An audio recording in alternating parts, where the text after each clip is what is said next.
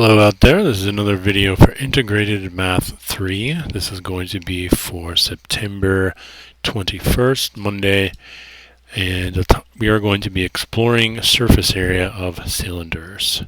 So let's get started. Alright, so this video is going to be quite a bit different than the other videos I've done so far. So bear with me a little bit, there's a lot more moving parts to this, and so I'm possibly we'll have a few more mistakes as we go along because there's a lot of different windows I'm switching between and things like that. So we are going to be doing a set of activities here exploring surface area of cylinders. So before you get started, if you're enrolled in this class on Schoology, this link that you're seeing right in front of you right now will be posted on Schoology so that you can access it yourself. And I would highly suggest you to at least look at that, maybe even just as a reference. When you pause the video, you can look at it and see for yourself what's going on. I'm going to be pausing, or I'm not going to be pausing, but I would suggest you pause the video at different points to work at the activities out yourself. Learning only takes place with mental effort on the part of the learner, as well as struggle. And if you're not going to be performing these activities, you're probably not going to get much out of this. Okay, so I would highly suggest you spend some time working on that. If you're watching this video later, if you're watching this during class, then obviously I'll be pausing the video as we go through it. Alright, so first thing we're going to take a look at, we have 4 cylinders here. Cylinder A, cylinder B, cylinder C, cylinder D. So this is kind of our warm-up activity. So we have 2 questions. I want to give you several minutes, a couple minutes to think about this. I would suggest you take a couple minutes. Which cylinder needs the least material to build? So looking at these 4 cylinders, which do you think would require the least material? And what information would be useful to know in order to determine which cylinder is going to take the least material to build?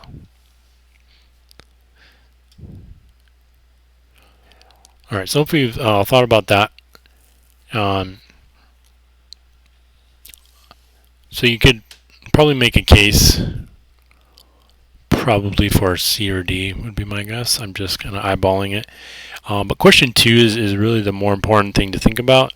In order to determine materials, you'd really be talking about how much surface area does each cylinder have.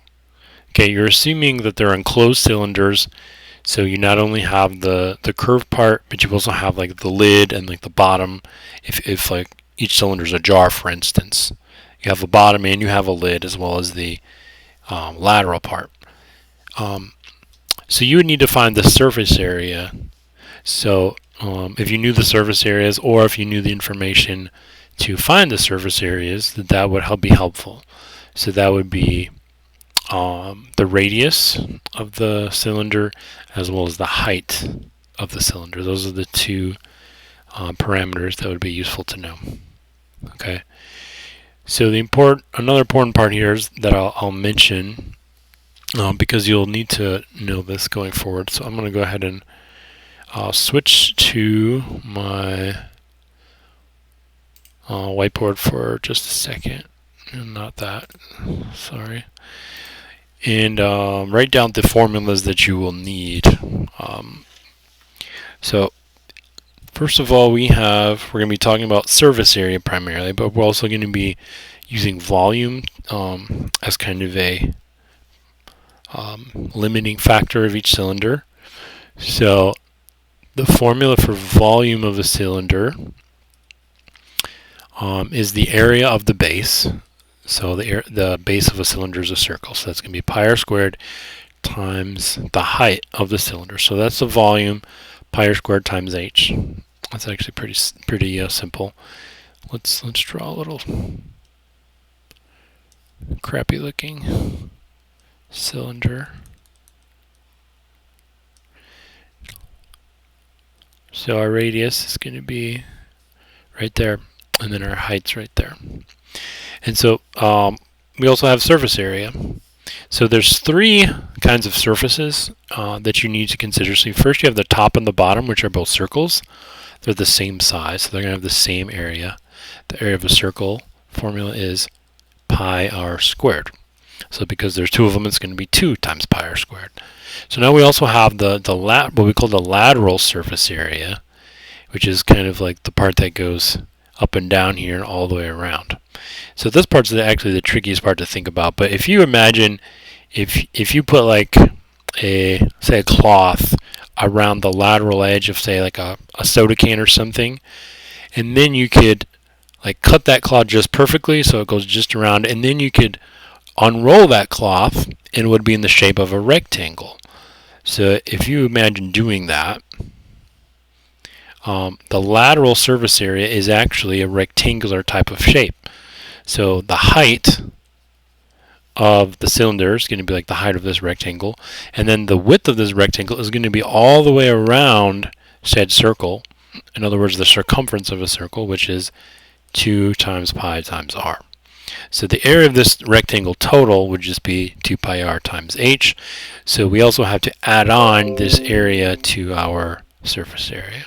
So this is going to be plus 2 pi r h.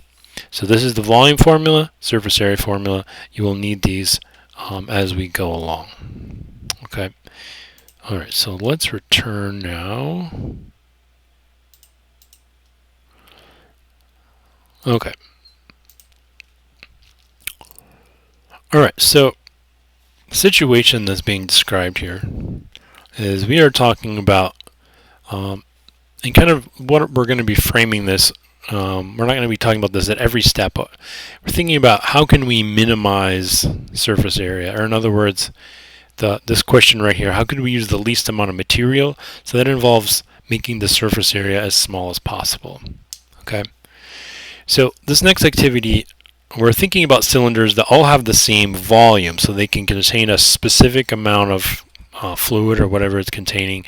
That volume for this situation is going to be 452 cubic centimeters. So there are many such cylinders with different radii. So each of these cylinders has a different radius, and each of them could possibly have the volume that we're looking for, 452. So what we're going to do now in this first activity is you're going to be asked to complete this table in which you find the corresponding height that will go with each radius, and then the possible radii that we are using is from 1 down to 10 centimeters. Okay. And then if you are feeling good, if you want to try to come up with the actual formula here, so if the radius is r, what would the formula be for the height in terms of r? Because that's going to be the most challenging part. I'm going to be talking about that at the very end of this, but if you think you can come up with that now, that would be great. Okay, so right now your task is complete this table, and then you are going to graph the data points on this table. So you're going to use r as your independent variable. So that's all these radii right here from 1 to 10. And then each height is going to be like your output or your dependent variable. So you're going to want to graph these and then take a look at what you notice about the graph. So right now would suggest pausing the video for a few minutes while you work on that.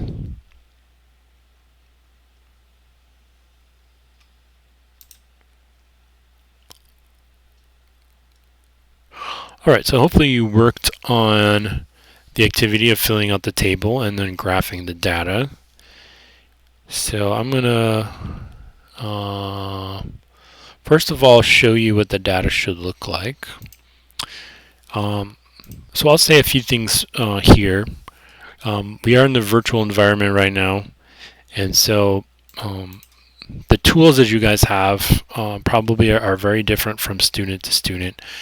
One tool that can be useful, especially when you are looking at a set of data like we are right now, is Excel. So I use Excel pretty often because I'm fairly familiar with it. You can use Excel to do all sorts of calculations for you, and I'm not going to take a long time to kind of teach you how to do that because it would take too much time for this lecture. But I will say that Excel has a lot of features to make using formulas really easy and really fast. So you can actually do this, come up with this really fast. So right here I have the table that I took from the web page. Notice the volume is going to be the same, and then I have a list of the radius or the radii from 1 down to 10. And so if you can figure out the formula, which is what I used, what you can do is you can just click on the cell and then drag the formula down. It'll copy the formula for all of these, so that if you notice in my formula for this, for cell D3, it's using my radius in cell C3. It's using C3 as part of the formula. And then if I keep going down, oops, I just screwed it up, sorry, escape. Notice my next formula down in cell D4, now it's using cell C4, so it's using the radius that goes with that particular size cylinder. Okay, so if you like doing calculations quick and easy and you don't have quick access to a calculator, Excel is not a bad tool to become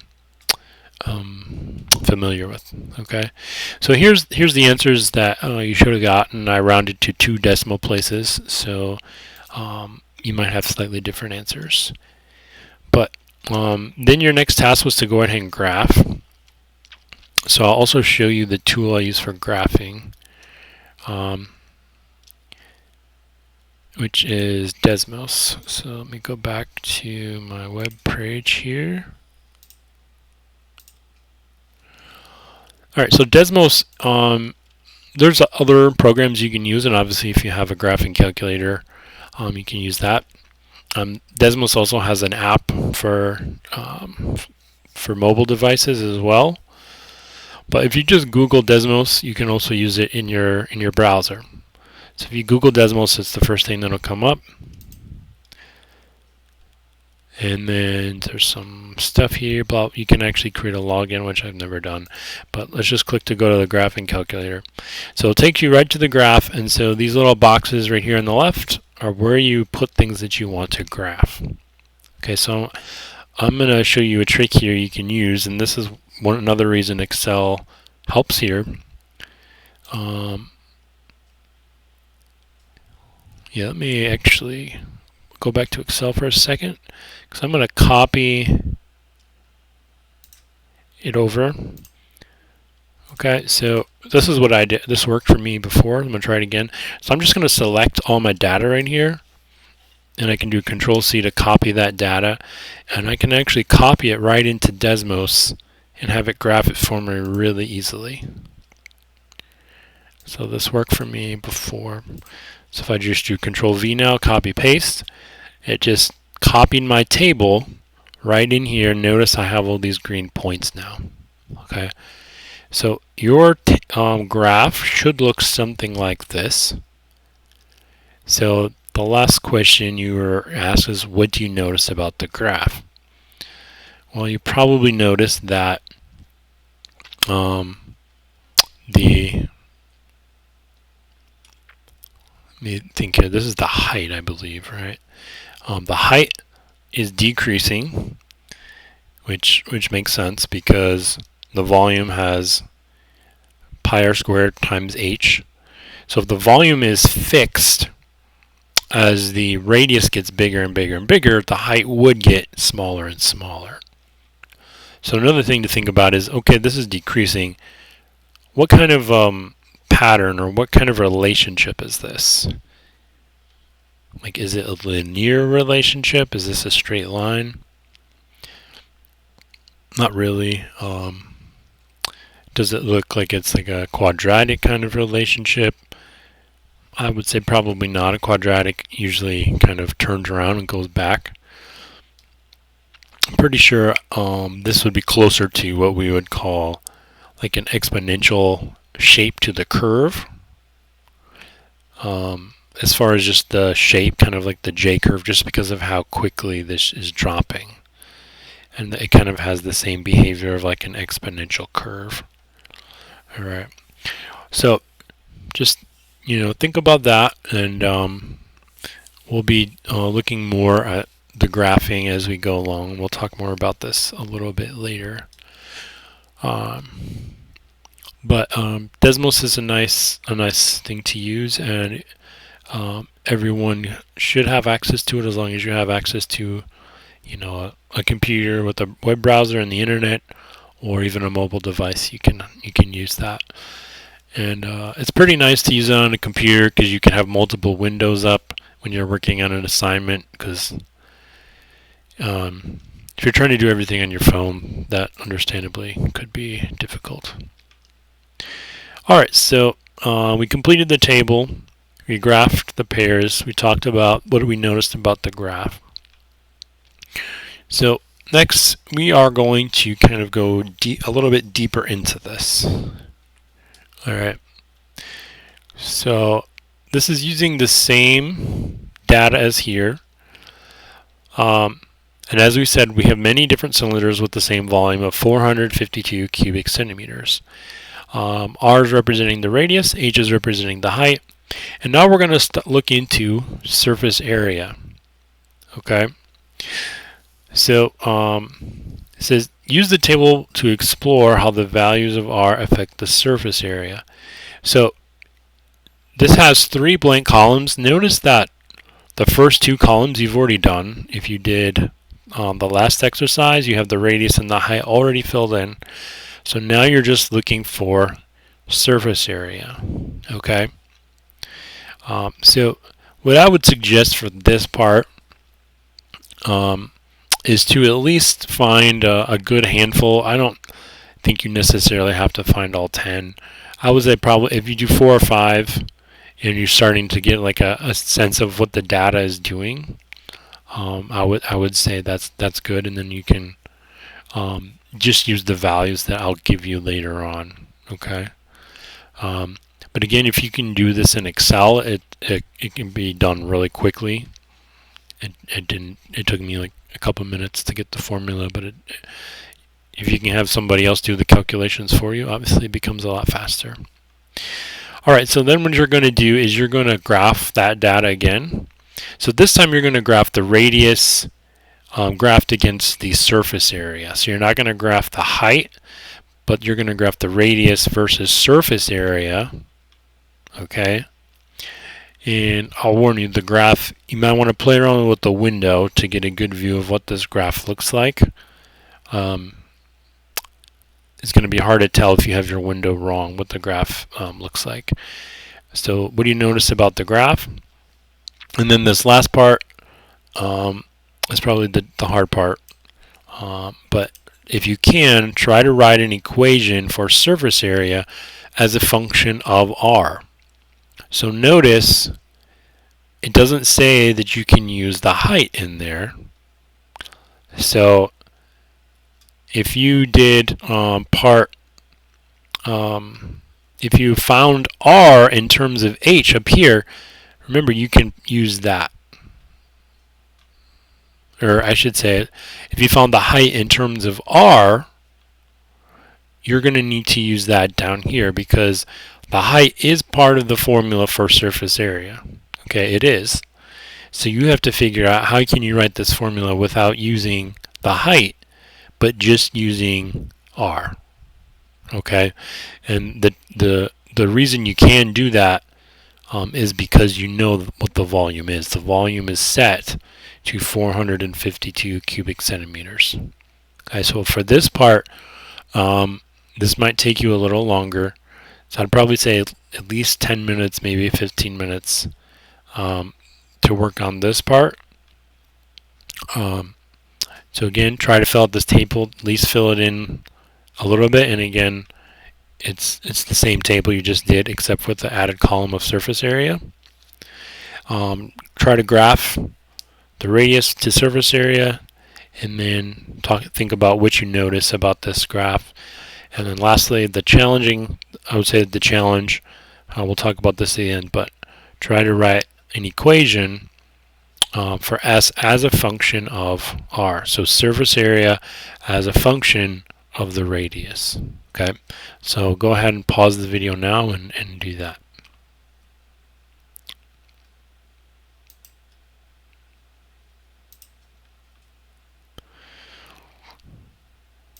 Okay, so you've done the last part here. So I'm going to go back to Excel and show you the final part of the data. So this was after the first activity. You figured out the height that goes with the particular radius, and then now we added surface area. And so your surface area data should look something like this. And I did not make this data look pretty. I didn't round this at all, so it does not look very, very nice. But here's your surface area numbers. Okay, and so this is a bit more interesting.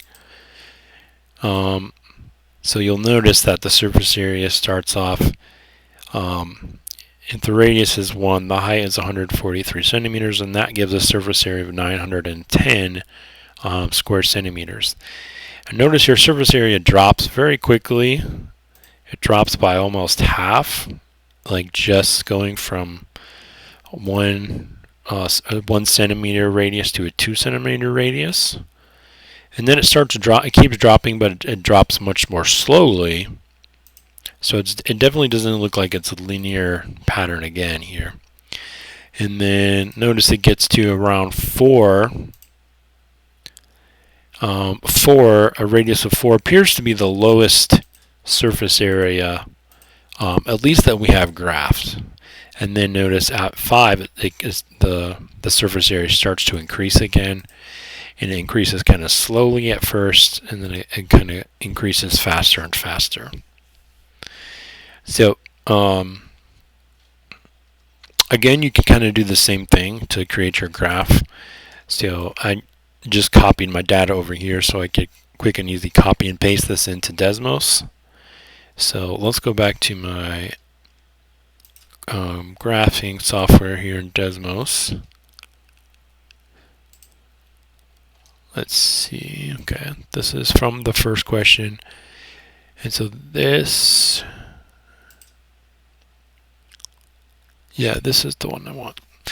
Sorry, this is going to be your data for radius versus surface area. Okay, so looking at the data, as I said, it starts off very high and it drops very quickly, and then it kind of slows down, and then eventually starts going back up. Okay, so this looks similar to kind of a quadratic type curve, although it doesn't look like it's symmetrical, because like if you were to imagine connecting these dots with a line and then trying to create a vertical line, it goes right down onto the vertex like you would do with a parabola, and then trying to do a reflection, it doesn't quite look like it would line up. So it doesn't actually look like a quadratic, but it does have kind of a similar shape in a way. Alright, so let's see, what else we need to talk about. What do we notice about the graph? We talked about the graph. Alright, and so the last part is to write it out as a function. Okay, so now I'm going to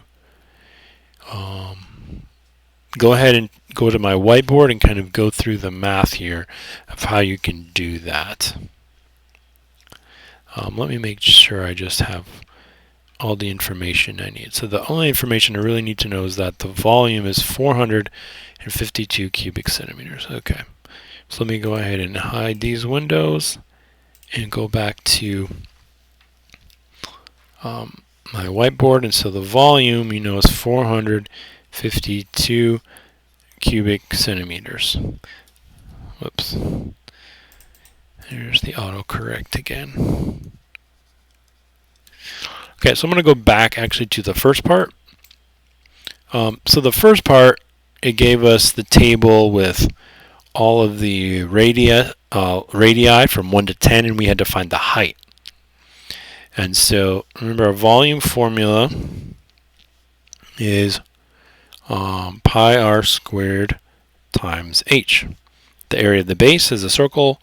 Area of a circle is pi r squared times the height. And so we knew that the volume is, and so if we put in 452 where the volume is, now we only have two variables left.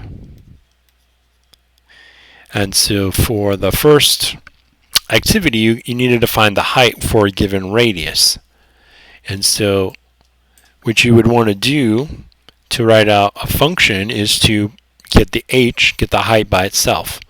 So what all you would do here is you would divide by pi r squared on both sides. This all cancels, and if I were to then flip around my equation here, I'd have h equals 452 over pi r squared. So keep in mind the context of what this is now. We're talking about many cylinders, but they all have the same volume. They all hold the same amount, 452 cubic centimeters. And so if we know what the radius is, r, we can find the height using this formula here. So this relates the height and the radius of a cylinder that has a volume of 452 cubic centimeters. Okay? And so, but the next part, keep in mind that this is still true because we're still dealing with cylinders that have a volume of 452 cubic centimeters. Okay? Alright, so then in part 2, we start dealing with surface area now. Now we want to know what is the surface area for a cylinder with a given radius. And of course we looked at, the table had examples of radius from 1 centimeter up to 10 centimeters. So our basic formula for surface area, we already talked about that. It's going to be 2 pi r squared plus 2 pi r times the height. Okay, so it asks for a formula in terms of r only. Okay, so this is actually pretty close to what we want, but we need to figure out what are we going to do with this h. How do we get rid of it? How do we write h in terms of r? Well, the answer is, in part 1, we found the height in terms of r.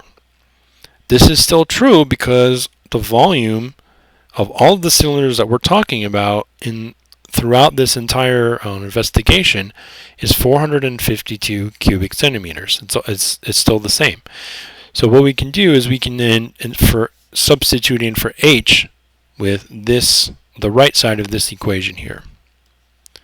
So this is going to become 2 pi r squared plus 2 pi r times 452 over pi r squared. Okay? And so now we have our basic formula. We just need to simplify this. So this is a multiplication. So if you think for a minute, this is like just over 1. So we're multiplying fractions here. So whenever you're multiplying straight fractions without anything being added or subtracted like this, you can cancel if you have things on the top and bottom. So let's go to a different color here. So I have pi divided by pi. I can cancel those. And I have a r and then a r to the second. So I can cancel one of these r's here. The one on the top will just cancel. The one on the bottom, there will be an r left because there was r to the second. And so let's rewrite this now after canceling. And so the only other thing we can do here is we have 2 times 452. We can just multiply these together. So that's going to be 904. And then the only thing left on the bottom is r. So now this is our formula. Okay, doesn't look nearly as bad as you might have assumed it would be. It's a little complicated, but this is our formula for surface area. And again, remember, all these cylinders have the same volume, but we're looking at the relationship between the radius and we looked at the relationship to the height. Now we're looking at surface area, depending on what happens to the radius. Okay. And so I'm going to go back to Desmos because I actually went and graphed this. So I want to show you that. Keep in mind, this should pretty much match the last graph we looked at, except it's going to be a continuous graph rather than just 10 points. Okay. So here's the graph we just looked at with the 10 points, the relationship between the radius and the surface area. And then I put in this formula, and I put in x because that's what the calculator expects you to use, is just use x and y. But the formula is the exact same. It's 2 pi r squared plus 904 over r. And so if you get your window set right, your graph looks kind of like this, kind of a cool shape. So then what do you notice about the graph? And by the way, the window, I was talking about getting the window right. So notice how high up this goes. It goes up to 10,000 and negative 10,000, but I only have the x-axis from negative 10 to positive 10. Because if you have the scales about the same, the graph's going to be so skinny that you're not going to be able to really tell what's going on. Okay, like if I were to scale this out on the x-axis, it would just all be right in the middle, and you couldn't really see it very well. So sometimes you have to adjust the window so you can actually tell what's going on.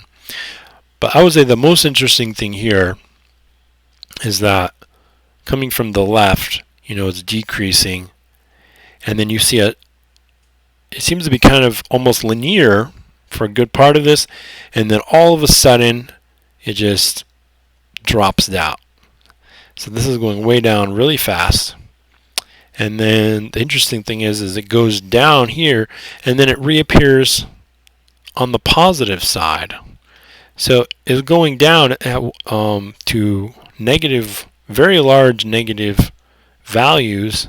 I'm talking about the y variable. It's going way down to very large values on the left side of our y-axis. So for negative x values, and then for positive x values, it reappears for very large positive y values. Okay, so that is one of the interesting things. And so notice that the part that we looked at of our graph is like this part right here. Obviously, the negative parts of this graph don't really mean anything in terms of the problem, because a radius is never going to be negative. So the entire left side of this graph isn't really meaningful for this problem. It is interesting to consider what the graph overall looks like, especially as we're going into talking about rational functions. Okay, so I want to go back to my whiteboard and kind of wrap this up. So, okay. So, we spent time talking about polynomials, and this is a new type of function. So this is called a rational function. And I want to show you could write this slightly differently. If you wanted to write this as a fraction to get a common denominator, actually let's just rewrite this out again so it's more clear. So our common denominator would just be r. So if I multiply this first term times r over r,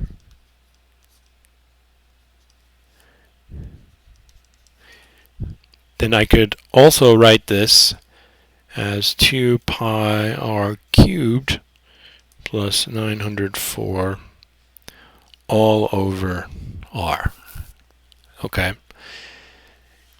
And so this is what we call a rational function. So we've been talking about polynomials. One of the relationships is that we have polynomials on top and bottom of a rational function. A rational function is basically, if you think of rational, part of the word rational has the word ratio in it.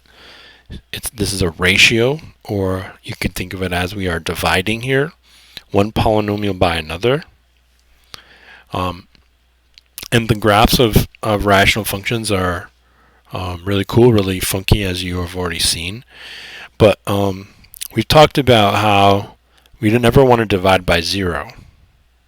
Okay, and so this formula, I mean, if you think about it in terms of real life, if you have a cylinder with a 0 radius, does that really make sense? No, it doesn't really make sense. So, just from that perspective, it shouldn't really be anything on the graph, or it shouldn't really be defined to be a positive value on the function. But even just looking at the formula, we know we never want to divide by 0. So r is never going to be able to be 0 for this formula, or for this function to be defined at 0. Or I should say the function isn't defined at 0 at all. Okay, and so of course we'll be talking a lot more about this in the future, but I just want to go back to the graph and connect it for just 1 second, because you look at what happens at 0, and it's definitely related to that r in the denominator. Okay, because if we put in 0, that is not defined. And so if you're going to use something that's right to the left of 0, so like a negative a half or something, it's going to be a negative. But if you're going to use something that's just to the right, it's going to be a positive. Okay, because the sign is going to change, as you can tell from the graph. All right, let me go to this kind of summary here, make sure I didn't miss anything. This is a pretty long one. So if you want to look at this summary, the summary kind of summarizes it. They use a different example with a different volume here, but basically what they do here is what I just explained, of how you can write this as a function. So you'll notice this function here looks very similar to the one that I just did, except the 660 is a different number because the volume is a different number. But the graph looks very similar. They only graph the positive portion, which makes sense. And so kind of what you should have taken away from this is kind of just thought in terms of a rational function is basically what we were working on here. And kind of just exploring surface area and figuring out how can you think about a situation, and how can you write out a function that describes that situation. Okay, so I hope you enjoyed this. We've reached the end, I think.